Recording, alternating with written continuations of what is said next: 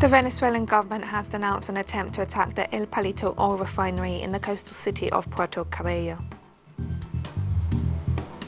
UN Secretary-General Antonio Guterres has criticized the lack of a joint global response to the Covid-19 pandemic. The UN World Food Programme has warned that famine is looming in Yemen and the world needs to act now.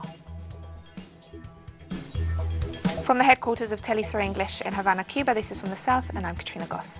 The Venezuelan government has denounced an attempt to attack the El Palito oil refinery in the coastal city of Puerto Cabello.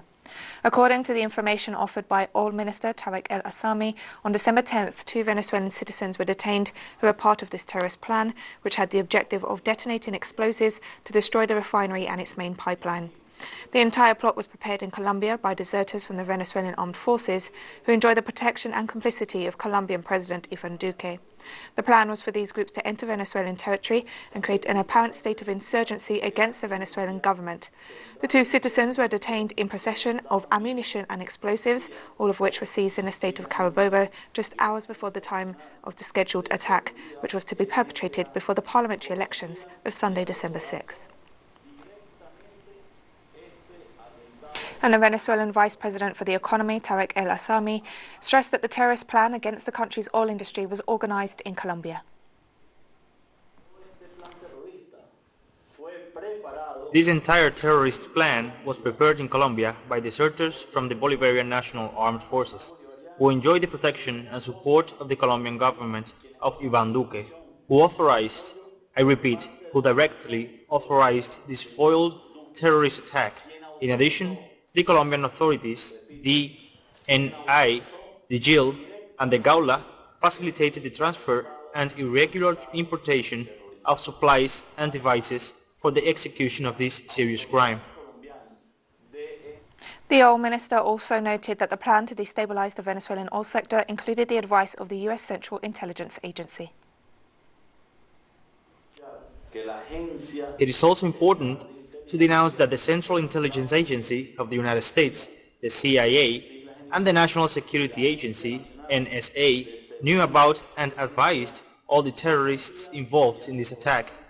We also point out that as part of the strategy, these groups, which were trained and equipped in Colombia, would enter Venezuelan territory to carry out these serious acts and simulate that they were supposedly internal subversive cells opposed to the revolutionary Bolivarian government.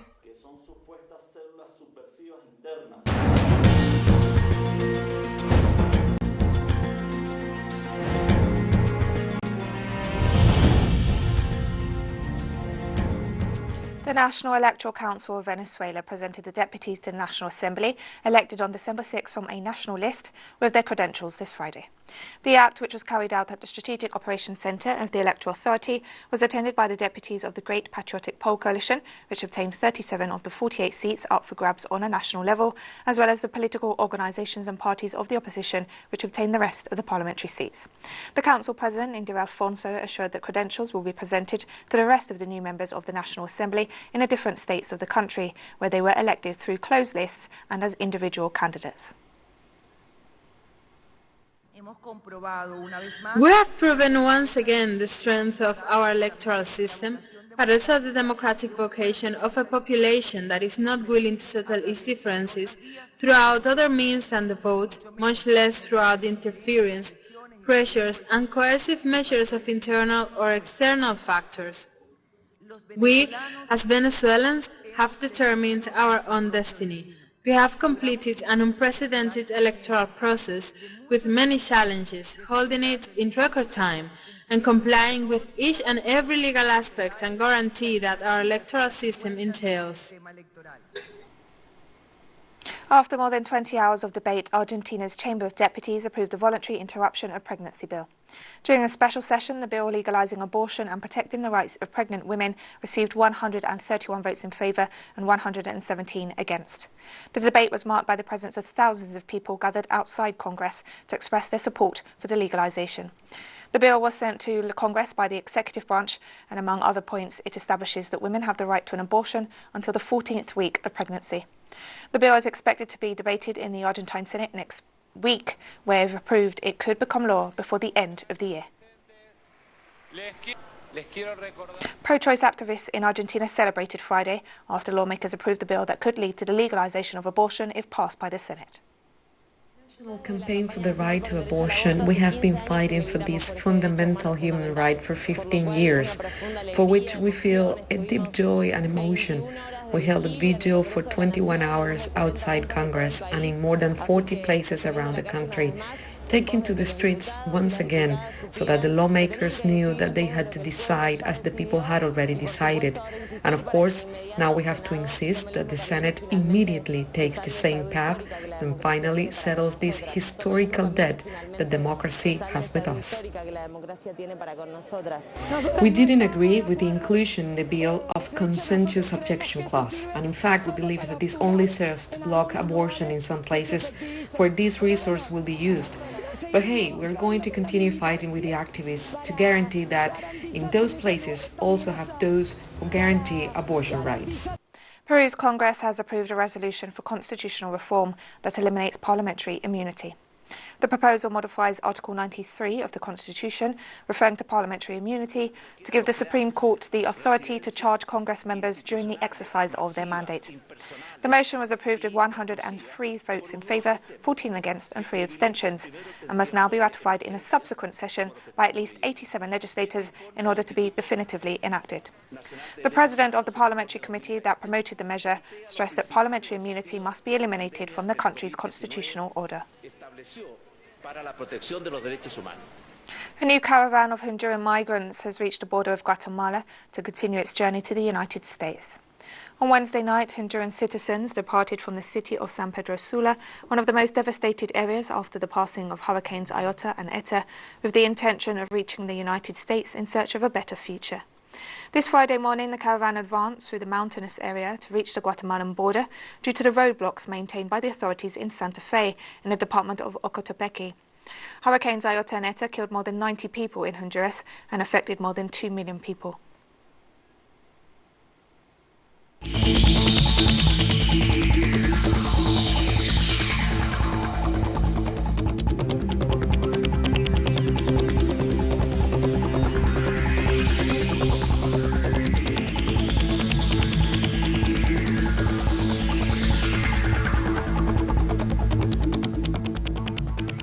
This Friday, UN Secretary-General Antonio Guterres stressed that the Covid-19 pandemic has been a crisis like no other and criticised the lack of a joint response from governments to the global threat. It's a crisis like no other, in which the world faces a common enemy. Unfortunately, governments have not mounted a joint response to this global threat. From the start, the World Health Organization provided factual information and scientific guidance that should have been the basis for coordinated global action. But the response has been fragmented and chaotic, with countries, regions and even cities competing against each other for essential supplies and frontline workers. We cannot let the same thing happen for access to new Covid-19 vaccines, which must be a global public good. Switzerland announced Friday that all shops, bars and restaurants must close from 7 p.m. as it struggles to tackle a resurgence of the coronavirus epidemic. The new rules apply from Saturday and will last until January 22nd, with an exceptional closing time extension until 1 a.m. on the nights of December 24th and 31st. The country has some of the worst per capita infection rates in Europe, and with the numbers back on the rise, the government fears the situation could get completely out of control over Christmas. To date, Switzerland has registered nearly 370,000 Covid-19 cases and over 5,800 deaths.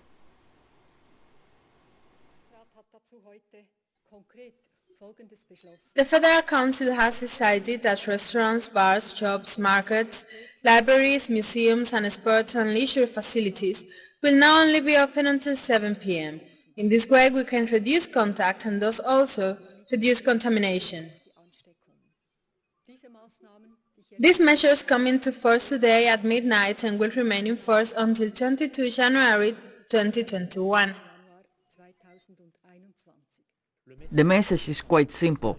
The message is to say we must be able to go on living at a slightly slower pace during this festive period. The message is the evenings should be reserved to the private sphere, at home, with very little contact if possible. Egyptian health officials announced the nation has received its first shipment of vaccines developed by the China National Pharmaceutical Group, Sinopharm, and will get more deliveries soon. The shipment arrived at Cairo Airport from the United Arab Emirates, which has been carrying out Phase 3 clinical trials of the vaccine. The UAE Health Ministry said this week that the Sinopharm-produced vaccine has 86% efficacy, citing interim analysis of the late-stage clinical trials. The vaccine has already been used on about 1 million people in China in an emergency program. Egypt's health authority said the vaccine, taken in 2 doses 21 days apart, will be free of charge, and the government will prioritise vaccinating medical staff and people with chronic diseases. On December 5th, the Russian capital became the first region in the country to begin large-scale vaccination with Sputnik V. Citizens belonging to prioritised groups are registered electronically, and the vaccination process is free of charge and offered at the corresponding vaccination point according to their residence. Our correspondent, Lysandra Andres, brings us more details in the following report. This is one of the 70 polyclinics authorized in Moscow as a vaccination point against COVID-19. The personnel that provides the Sputnik V shot was previously trained to handle the drug in order to guarantee a successful process. When we carry out the vaccination, one of the main objectives is that even if the patient is infected with COVID-19, he can overcome it in a mild and uncomplicated way. We keep in touch with the vaccinated person.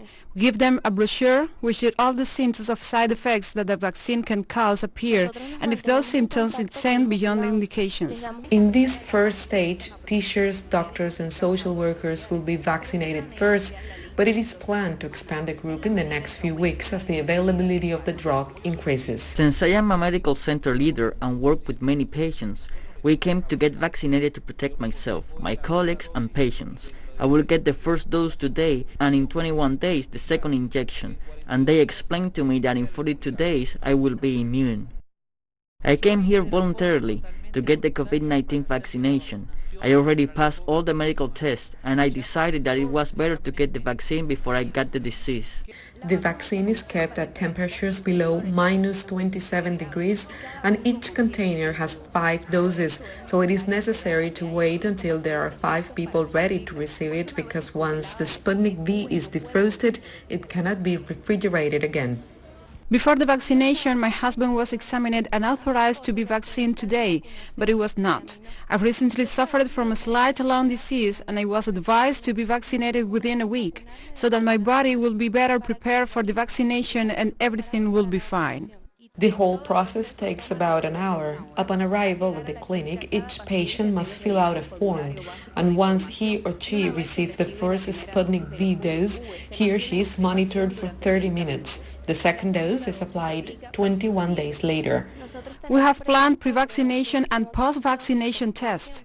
We provide a brochure that explains all the side effects to the vaccinated person, and we do the procedure after its approval.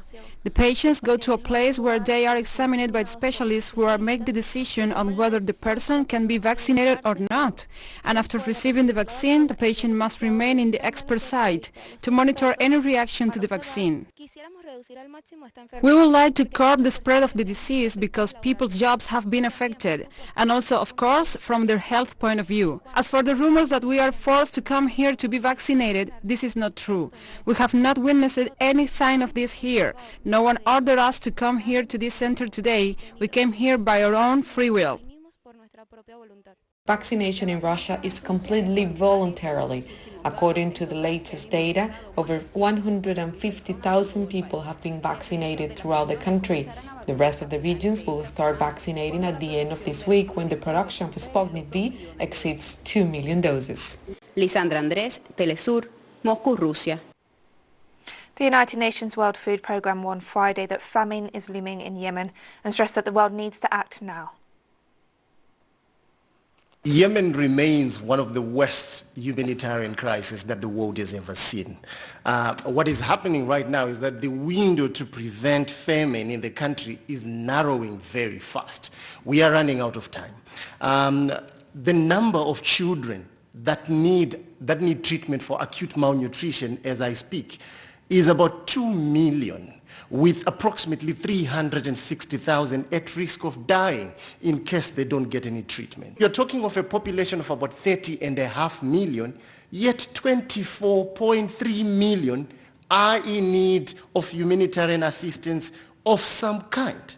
And approximately 16 million people cannot put food on their tables.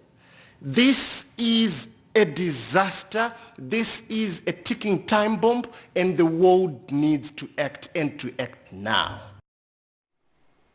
This Friday, Turkey described an EU move to draw up a list of Turkish targets for sanctions in response to Ankara's drilling activities in the eastern Mediterranean as biased and unlawful. The Turkish president insisted on seeking solutions through dialogue and cooperation. We have deep-rooted political and economic relations with both the USA and the EU, which neither of them can ever disregard or risk losing.